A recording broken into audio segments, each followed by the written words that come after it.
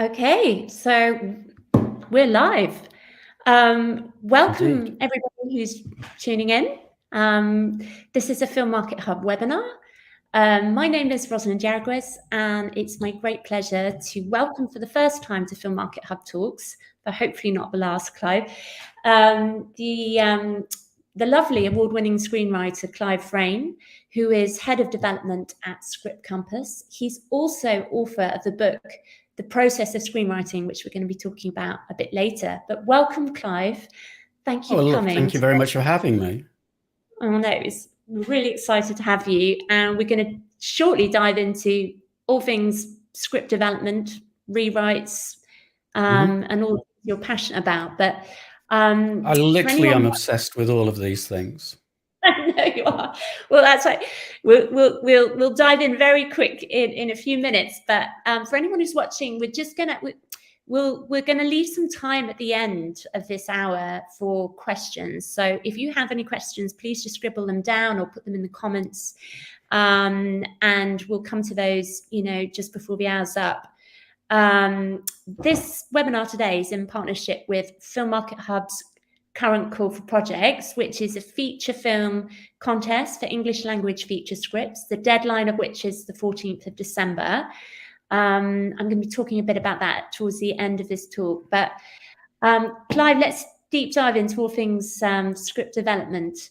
Can I start by just asking you personally a little bit about yourself, how you came to be a screenwriter, and your work with other writers at Script Compass? Okay, so this is, obviously, as you can see, I'm horrifically old. So this goes back quite a way.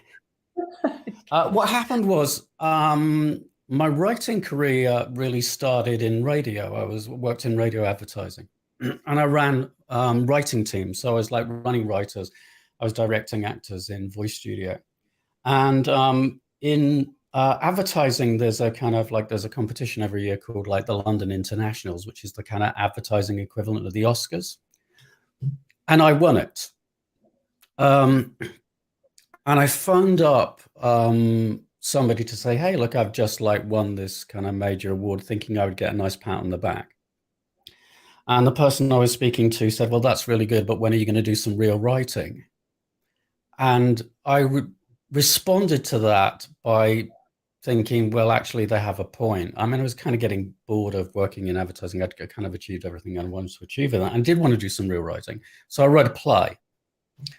And I was on my first marriage of 3 at that particular time, and I was married to an actress, and she had been working with an independent film producer on a project, some short film projects. And she gave him my play. By the way, this play was dreadful, by the way. It's probably the worst play ever written. And he optioned it, and he said he wanted to do it. So we started working on that. And a lot of my early sort of development as a screenwriter was actually working with this producer and me basically doing what he asked me to do, because I knew nothing about it at the time. I didn't really know anything about film, didn't know about anything about screenwriting. And we spent quite a few years making short films, and we had a couple of goes at making features, and I got into directing, and I shifted my career at that point from advertising into teaching actors. So I was running a production company on one side and then teaching on the other side. And what I learned fairly quickly from the process of writing and making films is how little I knew. That actually being an award-winning writer coming in bought me absolutely nothing in the world of screenwriting. That it was like starting from scratch. And I'm the kind of person that when I do something and I fail at it, I immediately want to know why I failed. And so this turned into this kind of like lifelong obsession with how does screenwriting work? How does stories work? How does cinema work? And that's basically what I've done for the last 22 years, really. Now, along the course of that journey, I kind of built up a reputation for being somebody who could come in on a project, look at whatever it was, and then turn it around in a couple of drafts, because I'd found my own ways of doing things, my own ways of making things work. And basically, alongside my attempts to get things made, I was starting to get paid as a producer's consultant. And that's really what led me down the path to doing what I do now, which is like how I got picked up to work with Script Compass as head of development, but that was largely through work I was doing for the National Film and Television School. So there's a lot there. Do you know what I mean? What I'm saying is it's been a complicated journey with lots of twists and turns. Isn't it always? I think we've kind of hit the second act break in that I am at my lowest point. Facing my biggest challenge, and it should all get good next year is the plan. But yeah, so basically, I mean, I got into filmmaking by accident. I had no intention of getting into film. I wrote a play and it went wrong, and I just kind of never got off the treadmill. Do you know what I mean? That's literally how I ended up where I am today, just refusing to get off the treadmill regardless of what happened. I'm kind of stupid that way. It's kind of, yeah, stubbornness, stupidity, and an ability to obsess on all things to do with storytelling is probably what it is. Yeah. Yeah. Well, you can see, like, just from what you've just described to us now, I just can see that passion. You know, that passion story, which has obviously brought you round and round to the, you know, to working where you are now as screenwriters and in your own writing. Yeah. Script development, it's a huge topic. Obviously, it covers every facet of writing, so it's a massive topic. But if we were to start at the beginning, if you're working with a screenwriter, for example, at Script Compass, if you're working with a writer who comes to you with a concept, maybe they haven't got a script in place yet, or maybe they have, but in order to get them going, you know, what for you has to be in place before they get going? How much do you sort of like to work with them before they go to script, and what do you ensure they have in place before they start writing that script? We do work with people who like are coming straight from concept. That has happened because a lot of the people that we've worked with, particularly in this first year, are coming from other aspects of the industry. So there may be actors, well-established actors who want to move into directing or producing, or they're commercial directors who want to move into narrative. So what we're doing is we're helping them bridge the skill gap from like where they are now to what the next step in their career is. I think for me, this is going to sound like an odd answer, but I think it is the most honest answer I can give you. I think the most important thing I look for when I'm looking at a new writer is, do they have a plan? Yeah. So like, do they come in with a clear idea of what it is they want to achieve and what they're going to do with the script when they're finished with it? Now, for me, I mean, like the projects I really like are where they come in, they go, well, actually, we're definitely going to make this film. We've got X amount of funding. And if we can get the script right, we can get this other amount of funding in. Where they've got a very definite route to production, yeah? Yeah. I think where it's much more difficult is where you're dealing with writers who have a more generic kind of like, if I write this, it might get me an agent. Or if I get this, it might get me, you know, I might get it optioned. For me, it's much better if they kind of go, look, there are these producers or this production company. I've got an open door there. If I can turn up with the right product, I've got a chance of them. That's more so, because the reason for that is that then allows us to tailor the development to their objective, what it is they're trying to achieve. And I think there's far too much development, particularly where screenwriters, where it's what I call field of dreams development, where you kind of go, if I write it, they will come. And I'm much more keen on like people who've got a clear idea of like what their career path is. Now, I mean, one of the things that we do is we do help people kind of make those decisions by asking questions when we're first working with them. The other thing is that I look for is for the writer to be fascinated with what they're doing. I don't have to be fascinated by it, but I have to see that the writer is truly and deeply fascinated by the thing that they're exploring.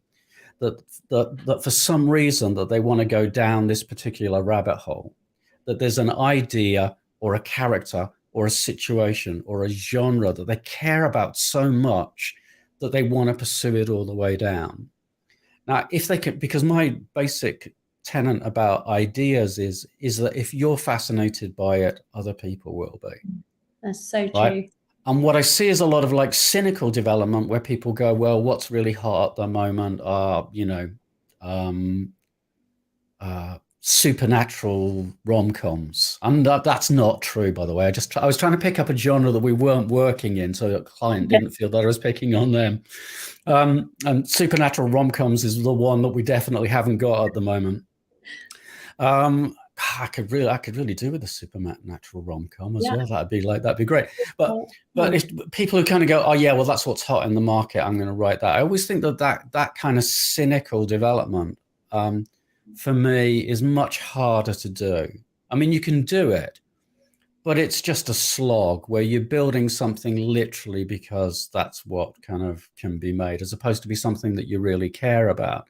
Now, I mean, one of the things, I mean, I have to kind of come clean about this. As a screenwriter, I'm a real tart in the sense that, I mean, I have like, I've had people turn up in the past and say, okay, this is a terrible story, but I'm going to tell it anyway. I once turned around a script in like 10 days for a client who bought me a set of tires for my Audi when I was really, really skint and they were really, really stuck. So I'm not beyond kind of like, just like sitting up and knocking out what needs to be knocked out in order to get the job done. But in terms of people that I like to work with as a development consultant, I really like them to care about what it is they're doing. Mm-hmm. Yeah. And for it not to be like some kind of cynical exercise. If it's going to be a cynical exercise, I'd rather write it myself, because for me, that is the fastest route between point A and point B. But, if it's I like people to really care about what it is. I think one of the things that's kind of where we've been really successful this year at Script Campus is, for instance, we had 2 clients who came to us and said, look, we've got these short films that we want to develop. And we want to put them in for BFI funding. Yeah, that was their goal. And that was a very clear goal, that they were going to put it in. And if they got BFI funding, it would allow them to take their funding up to kind of like a really good level for their short. Both of those clients got funded by the BFI at the maximum that the BFI could give, with no notes, because Fantastic. We had a clear objective and we got both of them through the hoop. Now, I'm not saying that we can do that for every single client. You can't guarantee that you're going to be able to deliver. We just got really lucky this year that we got the right projects. But also having that level of focus helps. And there are other things that help. There are things that we did which we knew that nobody else would do, which helped us kind of get over that, which I don't want to talk about too much because then everyone will do it and we lose our competitive advantage. But you know what I mean. Those are great success stories, because obviously those process that you have in place is is very effective. And so in terms of if a client comes to you with a completed script and they want to develop it further, what does script development look like for you and for Script Compass? What's the process and how do you like to go about it? And how would you say it's distinctive to what I think that's a really good question, actually. And actually, it's probably where Script Compass is different from most other kind of companies that you can work with. And the reason for that is that we're not a notes company. So you can't come to Script Compass and go, will you read my script and give me a set of notes? And there's however much like money is kind of appropriate for that kind of job. The reason that we had said that we would never do that, basically, is because it doesn't work. Yeah.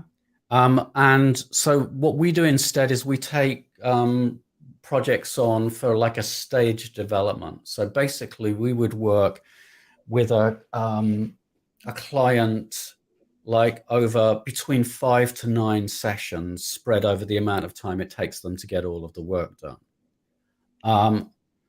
And because we know that we've got them for those 5 to 9 sessions, we don't have to deal with everything at once. Yeah.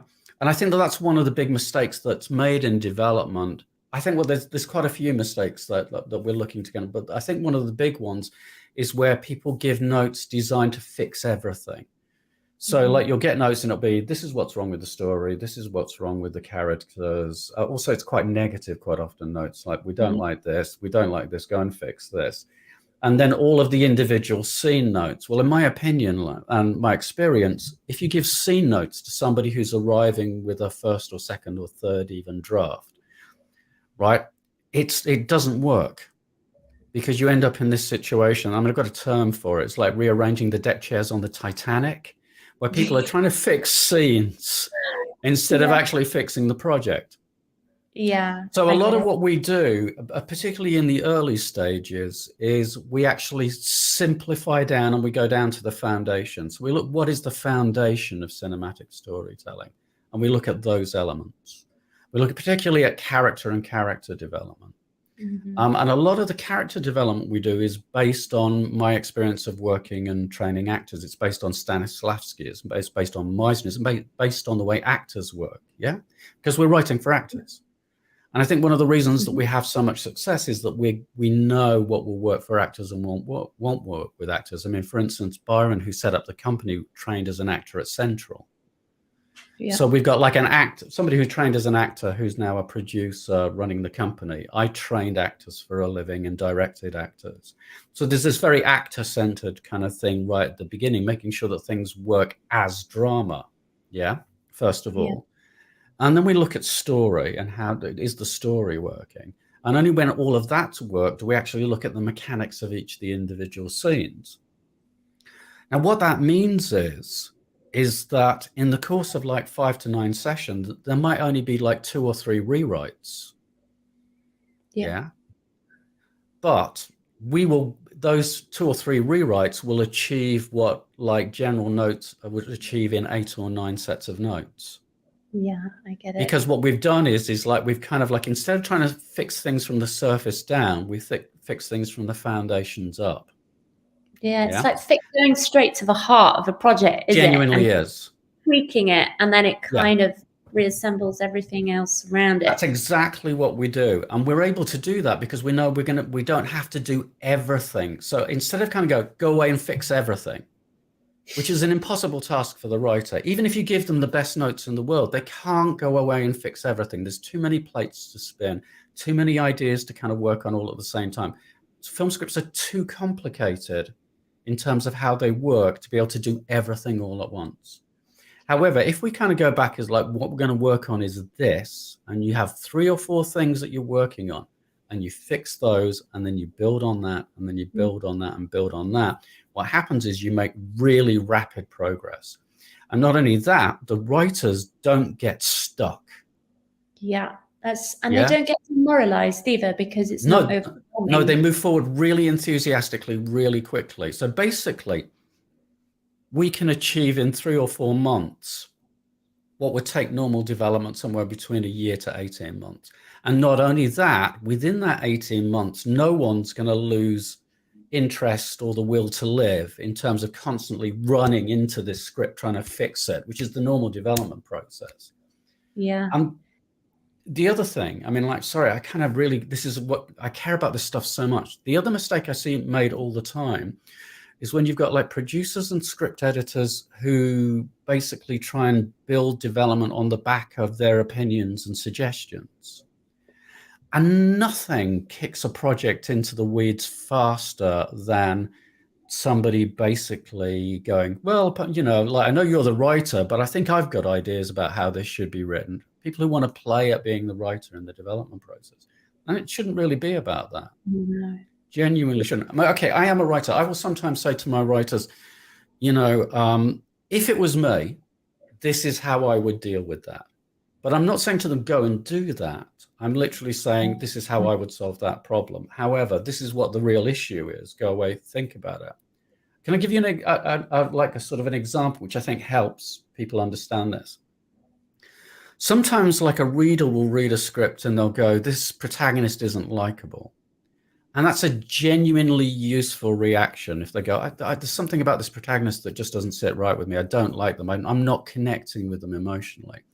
But instead of saying that, they go, yeah, so this person isn't likable. That's the diagnosis. People who have dogs are likable. So the note comes back, go back and rewrite this, but give the protagonist a dog.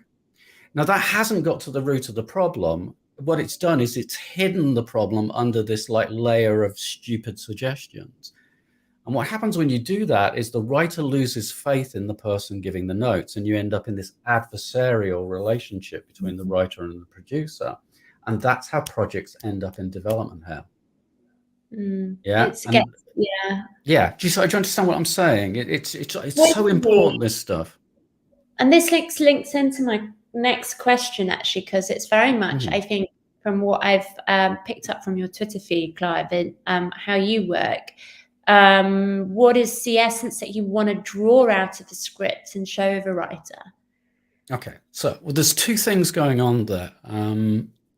The first thing is, I think the most important thing I can give the writer is to show them what actually made it onto the page. This is how your characters work. This is what your story is. Followed by, is that what you meant? Yeah. Because actually, quite often there's a gap between what the writer intended, their understanding of the story, and what actually made it onto the page. The problem, it's a psychological problem for the writers. Not that I'm not saying that writers have psychological problems. They do. But what I'm actually saying is that it's an unavoidable problem if you're writing screenplays, because this is what happens. When you're writing a screenplay, you visualize the thing that you're writing. You then describe what you're visualizing on the page. The problem is that you have all the underpinning information about why people are doing things, what their intentions are, all of this other kind of stuff. And that stuff doesn't make it onto the page. And because it doesn't make it onto the page, when the reader picks it up, what you've got is this generic blank wall that where the kind of reader can't make it through to what the story actually is. So the most useful piece of feedback, I mean, the thing that I mainly do with writers is go, is this what you intended to do? Because this is what I'm getting. Yeah. And it's invaluable, because then we can talk about, okay, well, what were you really trying to do here? What was your intention here? What are you really doing? And once writers are really, what I find out, only ever had like one writer who responded really badly to this as a technique. And that's a much longer story, and I don't really want to go into it. But in general, writers respond really well to that, because I'm not saying, go and fix this. I'm literally saying, when I read this, these were the problems I had. And I can normally point to specific passages where I go, when you wrote this, what actually did you mean? Because I honestly can't make sense of what's here. What were you trying to get to? So that's part of it. The other essence is like a slightly more, I have to kind of explain the psychology of creativity as I understand it. And this is something that I say to every writer when I start working with them. As I say, like, fundamentally, as far as I'm concerned, every single writer, regardless of their level of experience, is a creative genius. It's true. But this is the problem. The way that our creative self works is it will give you like little fragments of an idea. So when you first go to write something down, you get all of these little fragments, and there's like these little kind of sparkly, diamondy bits in any project where you can see where the creative self has dumped what the project is really about into the project. Mm-hmm. But because it doesn't give you the whole thing, right? And because you've got to have like 90 pages or 60 pages or what it is, the analytical mind that then goes, we must surround this with something to hold it all together. And what it puts in place is filler. And filler is stuff you've seen before and cliches and da-da-da-da-da-da-da-da-da-da-da. So like my job in lots of respects is to kind of go filler, filler, filler. Oh, that's interesting. And just like put it to one side and then da-da-da-da-da-da-da. Oh, not that again. Da-da-da-da. Oh, somebody's staring at a photograph. Da-da-da-da. No, not that. No, no, no. Oh, that's interesting. You pick out the kind of brilliant bits. And you feed them back to the writer, and you go, and you give them permission to go back and tap into their subconscious again. And what happens is, because they've identified the good bits, the subconscious goes, oh, you were listening.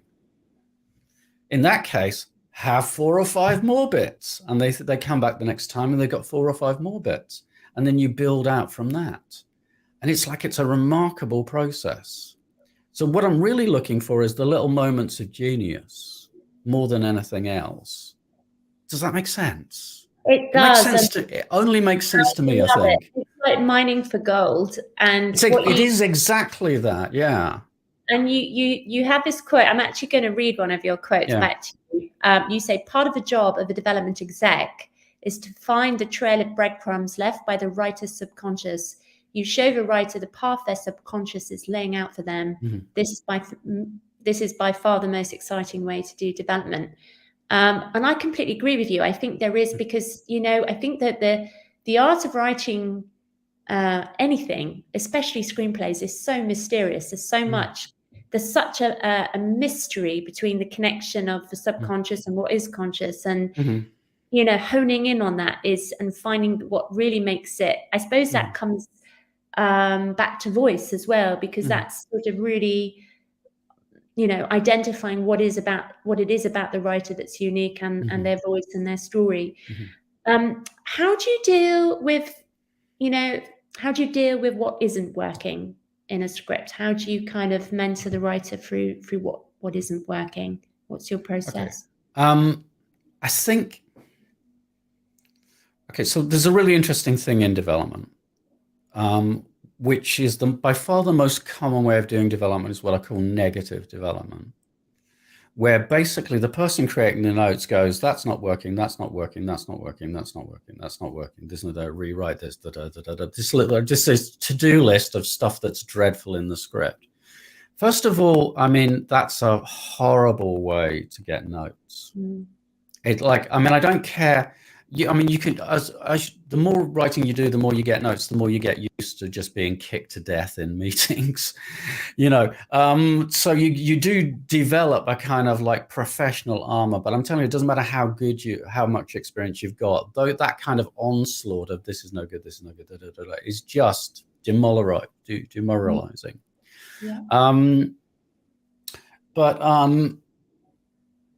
So I'm very anti that kind of approach of kind of like going, well, this isn't working, that isn't working, this isn't working. The way that I approach stuff where I'm kind of unsure of how effective it's being is by asking pertinent questions. Because I think if you ask a writer the right questions, it gives them an opportunity to answer that question. So, I might say, like, if I'm not sure about, for instance, a character's motivation, I might go, why does this character do this? Now, sometimes the writer can answer me because they know, in which case I learn something about what the writer intended. And then I can do a follow-up question, which is, why hasn't that made it onto the page? And then that might be simply about like the gap that I was talking about, but it also might be like a technique problem that the writer doesn't know how to get that onto the page. So sometimes it's an educational thing. We have to go, well, that's when I kind of go, well, if it was me, this is how I would approach that. Yeah. But sometimes you'll say, why is that character doing that? And then there'll be a very, very long pause and the writer realizes that they don't know. Yeah. And then the real answer comes out is because, well, that's because at that point in the plot, that's what I need them to do. And then you can immediately see where the problem is, because that's actually not how stories work. Yeah. So in a sense, that pause gives the writer the opportunity to recognize that they've got a gap in their understanding of the project, which gives them an opportunity to go back and do that work to fill in that gap. Does that make sense?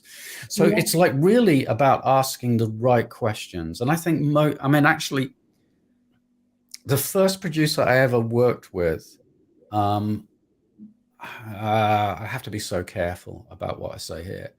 One of the things that I got from him, which I will always be grateful for, was this idea that you do development by asking questions. That's a practice that came from him. Yeah. I've just kind of worked on it over the years and kind of figured out how to do that kind of better. Better than him. This is getting into very difficult territory that I really don't want to get into because, yeah, there's history. But I'm very grateful for the fact that I got that idea from him, and I've kind of kept that as like one of the central cores of how I've worked for like 20 plus years. But you need to build other stuff on top of that because you need to know what questions to ask. And the knowing what questions to ask comes from understanding drama, understanding acting, understanding how cinema works, understanding how the market works for what producers need. I mean, like loads and loads of things like that. So there's it's like the difference between a great developer and somebody who's like good, I think, is good developers ask questions. Great developers know what questions to ask. And that gap is really filled in with experience. Yeah. And and there's no way to kind of take somebody and just teach them how to ask the right questions. You've really got to put the years in. It's like one of the things I've learned in this past year is just how much your personal experience feeds into development, and what that's one of the things that makes it so difficult to do well. Yeah, completely agree with you. Talking a little bit more craft here. Firstly, it's a bit of a rant. What is story for you? And when you're mentoring writers on the structure, for example, of their script, be it film or TV, but for the purpose of today, let's talk film. What are the vital components and act structure that, you know, a writer should follow for anyone who's maybe new to screenwriting or wants to, you know, rewrite their script, who might be listening tonight? So and when this is like this, you have genuinely opened a can of worms here. So this tonight, I could relabel tonight everything that I hate about the way people do development. So let's talk about structure. Structure is really important, right? But the problem is that you get some people who give notes, some producers who have maybe read one book on structure, and they apply that as though it was like tablets from on high. Yeah. And the problem is, you know, I was talking earlier about like when you try to get the writer to do everything at the same time. There's a particular form of development hell that happens when, for instance, an inexperienced producer goes, right, read the script, right? They read the script and then they like look at it solely from a structural point of view. And they change the structural points and then they go back, this is how the structure should be, go and rewrite it. And the writer rewrites it and it still doesn't work.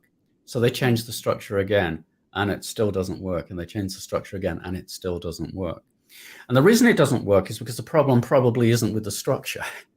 Yeah. Yeah, because actually, like quite often the problem is with the fictional world or the character development or even the core concept, or it can even be with the actual writing. Yeah. And you'll never fix those problems by fixing the structure. Yeah. However, right, that doesn't mean to say that structure isn't important. Yeah. So you asked a really good question, which is what is a story? So I've got a really pragmatic. No, let me roll that back a bit. Sometimes when I'm teaching, because I do some like online teaching for the National Film and Television School on various aspects of screenwriting and development. Yeah. One question that I always ask in every session: tell me what your definition of a story is. Just write it down, and a lot of times that's the first time a writer's ever been asked that question. Yeah, even if they've gone all the way through having a degree in screenwriting, they literally will not have a working definition for what a story is. And then you get all the ones that you would expect, something with a beginning, a middle, and an end. Okay, there's somebody who's read Sid Field. A journey which All right, so somebody's either read Joseph Campbell or Save the Cat. You can actually literally see where they're getting their structural ideas from by the answers they give. Yeah. So, and then I kind of go, well, okay, this is my pragmatic kind of answer of like what a story is. A story is what happens when a specific character or group of characters are forced to overcome a series of challenges, yeah, in order to achieve their objective. Now, the reason I like that as a definition is because it ties character and plot together. They're inseparable. You can't do one without the other, because the way that the characters react to the challenging circumstances will be unique to those characters. And yet the challenging circumstances have to match things that will challenge those characters in order for it to work dramatically. Does that make sense? Yeah, it does. And there's an example that I use is, if you imagine that like a suitcase contains the most important thing in the world to your protagonist, and it is stolen, so that's your inciting incident. That's what sets the protagonist off on their journey. If the protagonist is Batman, you can imagine how the rest of that story will play out. Yeah. However, if the protagonist is SpongeBob SquarePants, the story will not be the same. And the reason the story won't be the same is because the character will respond to the circumstances in a different way, and the fictional world is different. Does that make sense? So it's about having that kind of pragmatic understanding. Now, when it comes to structure, I think there is like more flexibility in structure than people kind of realize. And I think every project kind of needs its own, the structure that works for it. So what I would say about that is, hold on a second, just let me reach behind me. I fundamentally recommend that people read 3 books. Okay. Right. 2 of them are on structure, and one of them is like kind of what to do with structure when you've got it. First one is John Yorke's Into the Woods. Very good. Yes. He's amazing. And he talks, because what he does is he links character flaws and character development to structure. And he talks about the 5-act structure. He's like very good at understanding why stories work the way that they work. I think he's a genius. However, more pragmatically, Linda Aronson's 21st Century Screenplays. And she pretty much goes, here are all the structural forms from Sid Field to Hero's Journey. This is how they work. This is how you use them. This is how you use them creatively. I think that she's probably one of the best pragmatic writers on structure. So those are the 2 that I kind of go, look, everyone should kind of read those. And then the final one is, sorry, I said I was going to do this at some point, is like my book. And the reason I recommend my book is because in my book, I talk about using structure flexibly. You know, in other words, I say, well, basically you decide which structure is going to work. So basically when you say, well, what structure do we use? We basically use whichever one works for this particular project. Yeah.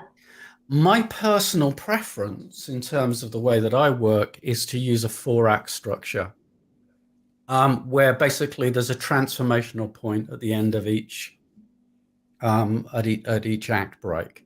And it's not quite hero cycle, but like the hero cycle version of it is like the character starts as a loner, then they become a wanderer, then they become a warrior, and then they become a martyr. That's a kind of standard story hero's journey state, which is a bit like Dan Harmon's story circle, a bit like Joseph Campbell, a bit like Save the Cat, but like, you know, kind of cut down version.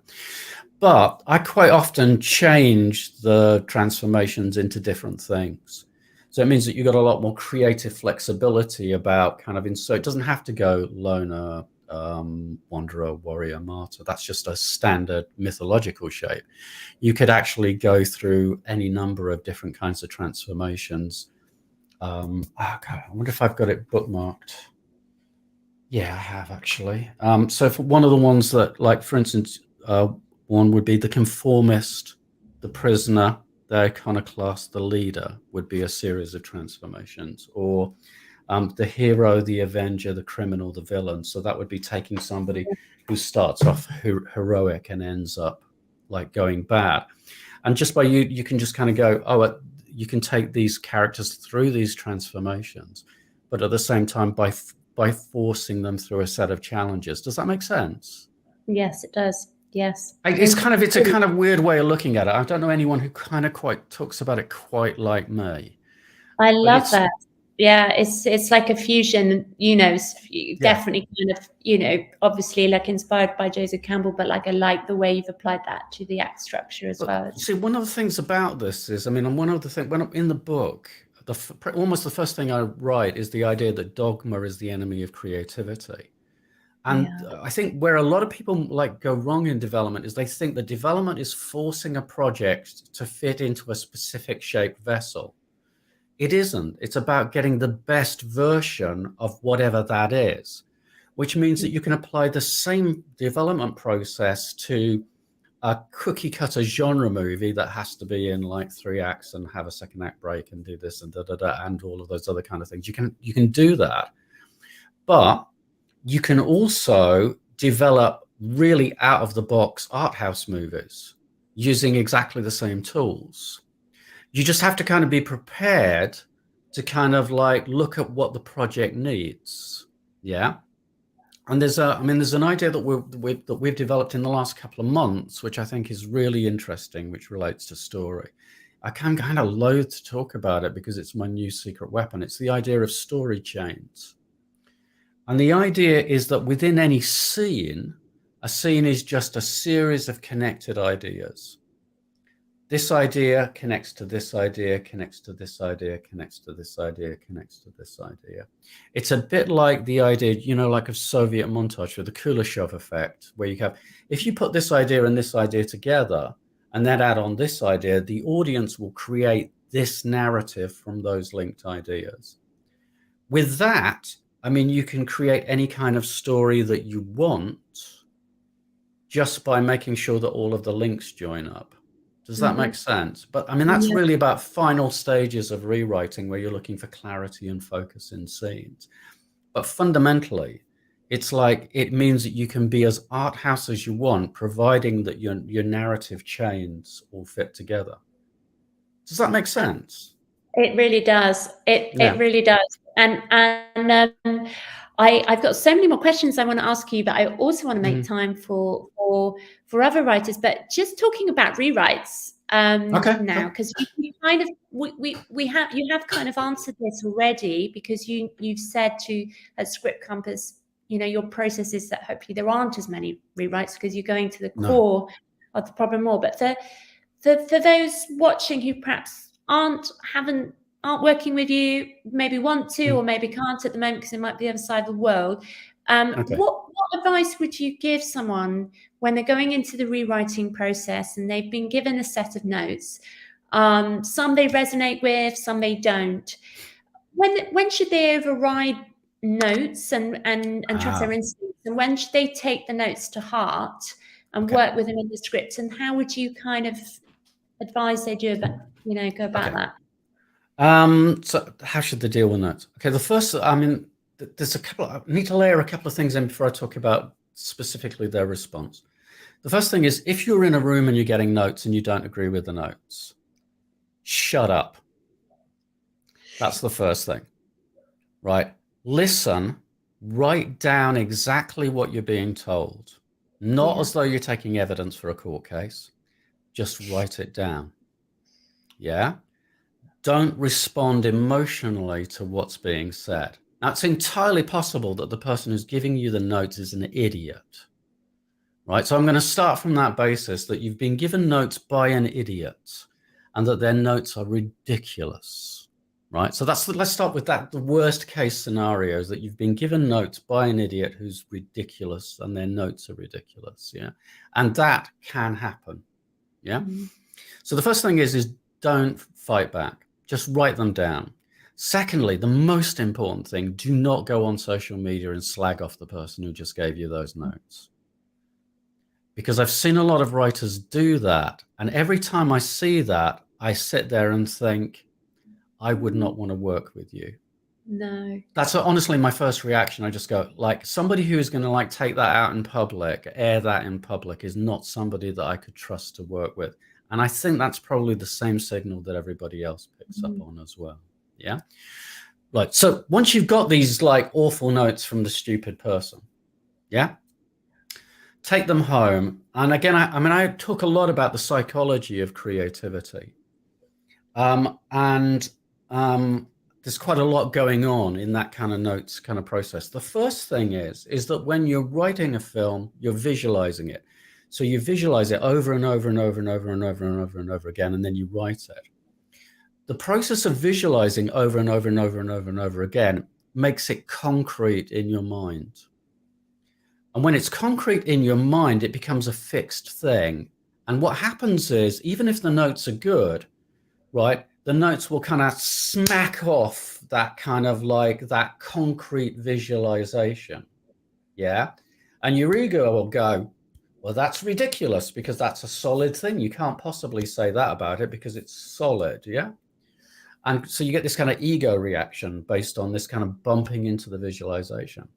However, if you let your subconscious sleep on it for 48 hours, that solid visualization becomes more plastic as your subconscious goes, maybe they had a point about that. Yeah. Even if it was a bad point, maybe there's something there. Yeah. And once because what that happens is your brain then goes, oh, I've got an opportunity to play with this again. And that's a fun thing. Rewriting is a fun thing.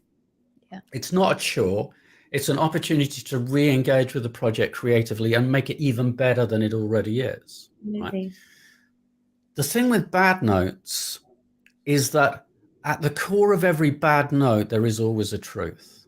Absolutely. Yeah. So for instance, I'm going to have to be really careful. I had a project that I was working on a couple of years ago where we were working with an outside production company, and the producer gave a note.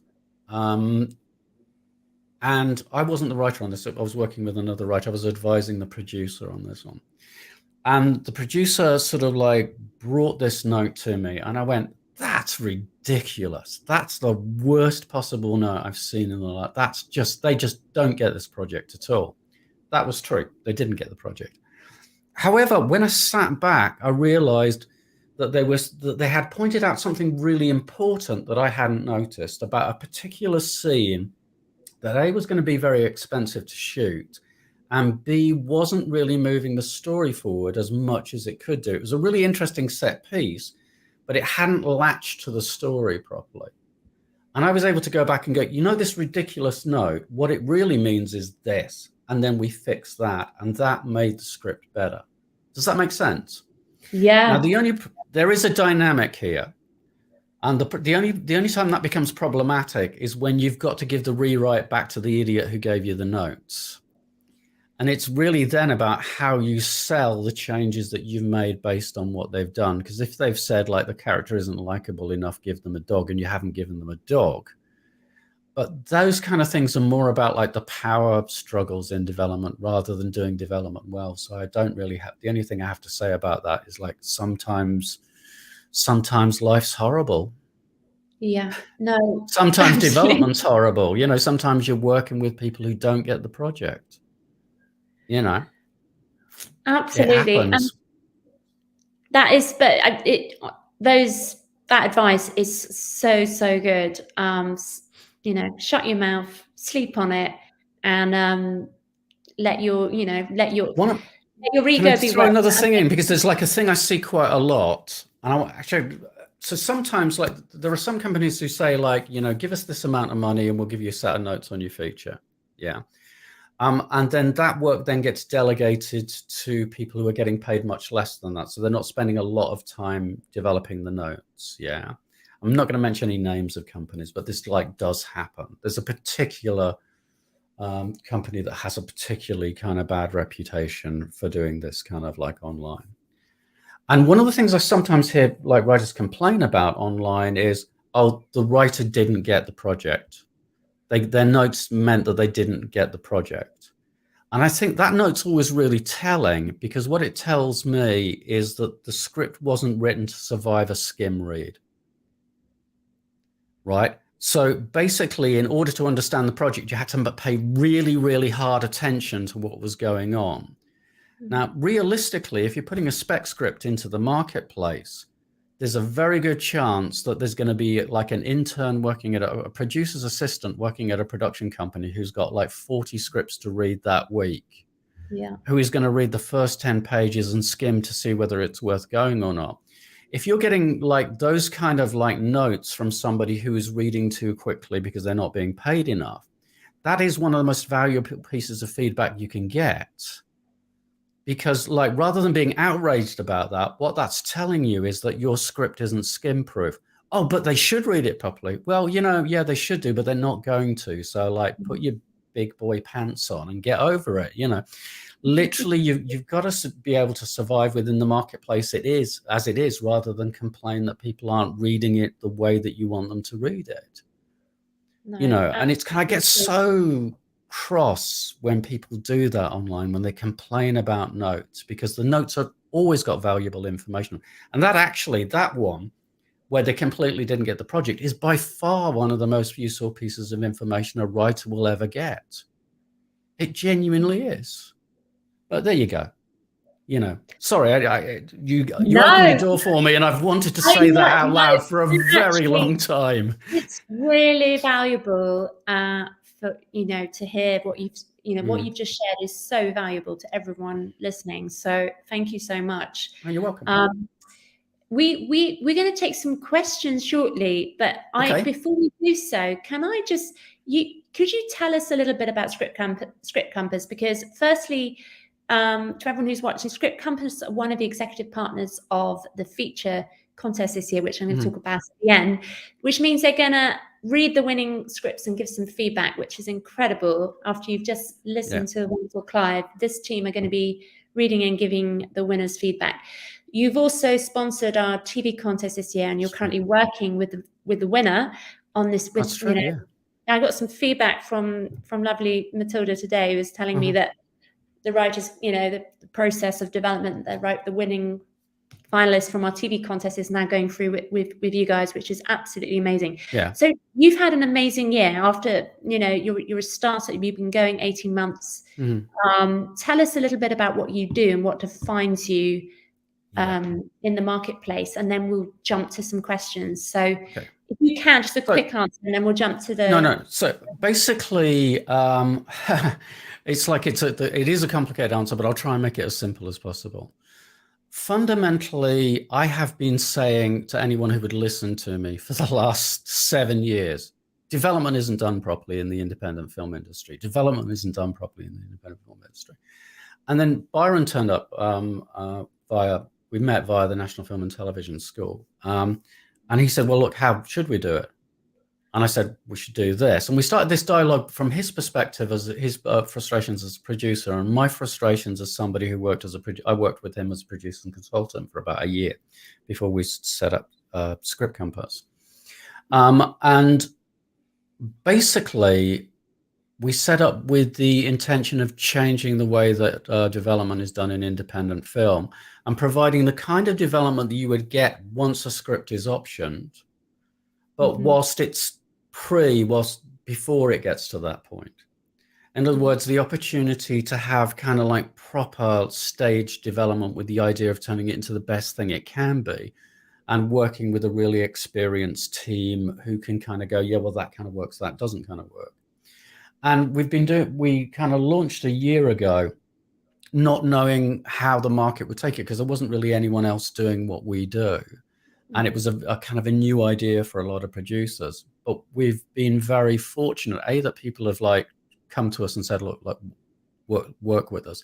And B, also that we've been really successful in everything that we've touched, basically. So, I mean, of the projects that come in, I think we've currently got, 4 or 5 films either in production or just about to go into production in the first year. We've kind of like bagged huge amounts of kind of production money for clients. The first major client that we had won the Holly Shorts competition. in Los Angeles, and and it's just and again and again and again and again and again. So basically, at the moment, we're in this kind of position where everything we touch turns to gold. And our job really is next year is just to continue on with that. Now, I mean, a lot of the success we've had early on has been with shorts, because shorts turn around really quickly.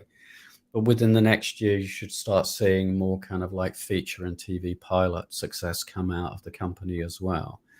Because that's it just takes slightly longer to get those kind of in place, as you well know. We've got a partnership with you guys, and we know we've got some projects coming onto our platform very soon. So we're really excited to host those and to continue our partnership with you next year. Oh no, absolutely. No, we love working with you guys. So for those watching, the deadline for Filmarket Hub's feature contest is December the 14th. So you've still got a little bit of time. If you've got a script that's nearly ready, or you're finishing to be ready for this contest, do check us out online. We have amazing prizes. There's $5,000 worth of cash prizes, a coaching package from Script Angel worth £2,000, script feedback from our executive partners, which includes Script Compass, Warp Films, Film Nation, Clerkenwell Films, development courses with Roadmap Writers, Scribe Lounge membership, Final Draft Software, Kurtzen membership, and more. So it really is a fantastic contest. And all the details are on, as you can see in the chat here, filmmarkethub.com. You can also check out Script Compass at www.scriptcompass.co.uk and have a look at their amazing development packages if you want to work with an exec and further your script over a process. And just I think we've got time. Clive, have you got time for a few questions? Yeah, I mean, I'll sit here for as long as you want me to. Thank you so much. By the way, firstly, I'm going to go and watch this again tomorrow, because you've given us so many nuggets tonight. We are truly grateful. It feels like, well, thank you. Something that hopefully, I mean, this is really what I care about more than anything else in the world. This is my obsession: how to make better films, how to write better scripts. In lots of respects, I don't really care about what the industry did 10 years ago, 15 years ago, 20 years. What I'm interested in is what we do tomorrow and next year and the year after that. It's not good enough to write to industry standard. We've got to start setting the standard for what screenplays will look like in 5 years' time. I know that's very grandiose, but I am a very grandiose sort of person, as you've probably noticed by now. Well, also, thank you from Eclectic Muse, who says he submitted. I'm just going to scroll through the chat now and see if we've got any questions. And we've got a question from Margaret Rios. Thank you, Margaret.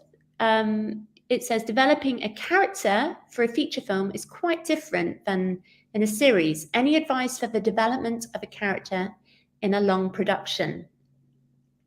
The first thing I would say is that I don't agree with that. That actually the process is pretty much the same. They both have to be played by actors, and therefore the basic kind of tools for character development are the same. The way in which they get played out is different.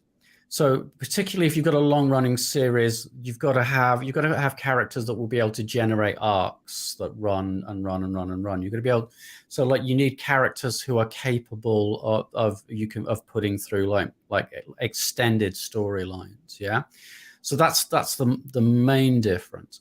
But actually, fundamentally, the core skills are the same, and it's all based on Stanislavski. If you read An Actor Prepares by Stanislavski, all of the key information is there, and Meisner as well is really useful. But it's really about why are these characters doing what they're doing? What are they trying to achieve? What is it about them in their past, their backstory, that turn them into the person that they are, that gives them their unique response to whatever the thing is? And then some stuff about kind of flaws. I will say one thing which I think is really important, which is one of the mistakes that screenwriters make a lot, is thinking that when they're writing characters, they're writing people. You're not. You're creating dramatic characters, and dramatic characters don't behave like people. So the more authentically regular people you try to write it, the less effective they'll be as dramatic characters. Yeah, I think that's a kind of reasonable answer. Yeah. That's a great answer. Read That's a great- Stanislavski, I think, was like pretty much that. Do some drama courses. Go and direct. That's what I would say. But like, I honestly don't think that there's a lot of difference between writing characters for features and writing characters for, at least not the way I do it. No, Yeah. I agree. Like the character drives the plot, the action, Character drives the story. and yeah. But well, thank you for that, Margaret. I hope that was helpful, and good luck with writing your series. Yeah, no, good luck to you. And thank you. That was a really interesting question. Really good question. Really good question. We've also got a question from Eclectic Muse. Question for Clive: how strict are you on writing standardized, follow the rules plot? I think you've kind of touched on this already. Yeah. I mean, like basically, okay. So what I care about is coherence, right? So if a story needs to be coherent and it needs to be compelling.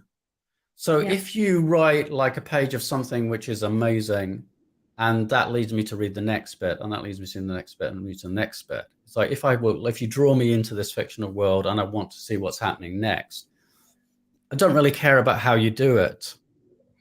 What I do find a lot is like writers who say, oh, well, I don't want to. A lot of writers make the mistake of thinking that structure is formula, and therefore a rejection of structure is a rejection of formula. And I'm just going to do whatever it is I want. But the problem is that people don't do whatever it is they want. What they tend to do is they tend to write really kind of like almost like childlike versions of structure that are kind of baked into the project. It's actually very difficult to break away from story structure and do it in a way that makes sense and works cinematically. So the more you break away from standardized writing, the better the writer you need to be, the more you need to know about cinema, as opposed to the other way around. It's kind of, it's an odd one. You can do it, but it actually takes huge amounts of effort to actually tear us away from our childhood understandings of what a story is. You know, once upon a time, there was a, fabulous pig princess, and then something happens, and then like she was turned into a poor person and put in the dungeon, and she had to go to all of those kind of things. People fall into those patterns when they think that they're working intuitively. And what they mean by intuitively is that they're just recycling kind of like their baked in cultural knowledge of how stories work. Does that make sense? Yeah. So it's just kind of like, I think it's always an interesting question, that one, but I'm always a little kind of, I think it kind of sometimes misses the point, because the point is literally, does it work or doesn't it work? And generally when it doesn't work, it's because those story chains haven't kind of pulled it. Now, truth of the matter is, I love it when somebody comes to me with something which kind of breaks conventional thinking. I've got a project I'm working at the moment where there's a passive protagonist. Passive protagonists are hell on wheels in almost every project. But in this particular project, it's absolutely the right thing. Now, I can't talk about why it's the right thing because this is their project. But myself and the writer were talking about this, and I said, like, you've absolutely nailed it, but it's not working because of this. There was another factor going on that was stopping it from working the way it should have been. And now, what some people might have done is like to hammer that into a conventional story shape with a more active protagonist. And that's actually, so, I mean, the answer to the question is I personally am as flexible and as creative as the writer is. So if the writer is good enough, and this particular writer is insanely good, if the writer is good enough, we can go as far as that writer can go.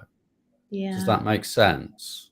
Absolutely. I was just wondering, I mean, I have not thought about a passive protagonist so much because we're always told that they have to be active and driving the action. Yeah. But it's, in a way, I don't know, because I don't know what you're talking about, but like in terms of the story, and I can't explain it because because it's under a non-disclosure agreement. But like basically this idea that conventional thinking would say that you can't do it the way that this particular writer has done it.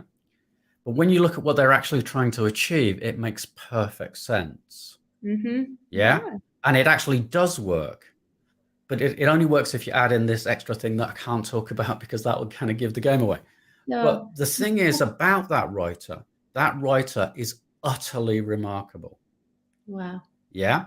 So what you've got is, like, I would say that, like, in 99.97% of the time, you do need to kind of pull the writer back to kind of more conventional storytelling things, because they don't have the skills to kind of like push out of that envelope.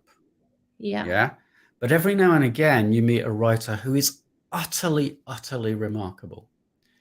And you just kind of go, oh, I get where you're going with this. And then you just chase them, and you just kind of help them be the best version of what they are, rather than trying to hammer it into this kind of like regular shaped thing. So the answer is like, I'm not at all strict. It's I like, love your flexibility, and I love your I do yoga.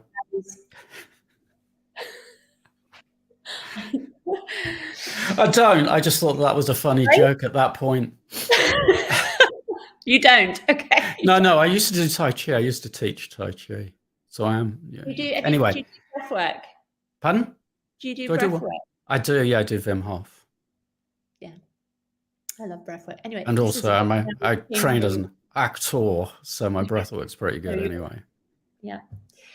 Well, Clive, it has been an absolute pleasure. I don't want to take up too much of your time, but honestly, like, I've literally like crossed out the whole of the evening this evening for this conversation. So it just kind of like, you just kind of do what you need to do.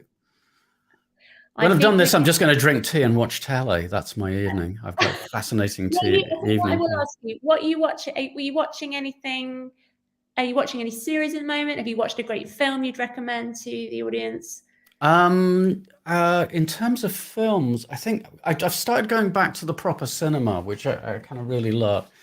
And there's a couple of films I've watched recently, which I just thought really made my heart sing in terms of like people doing cinema really well. One of them was Nope by Jordan Peele, his kind of sci-fi horror kind of thing.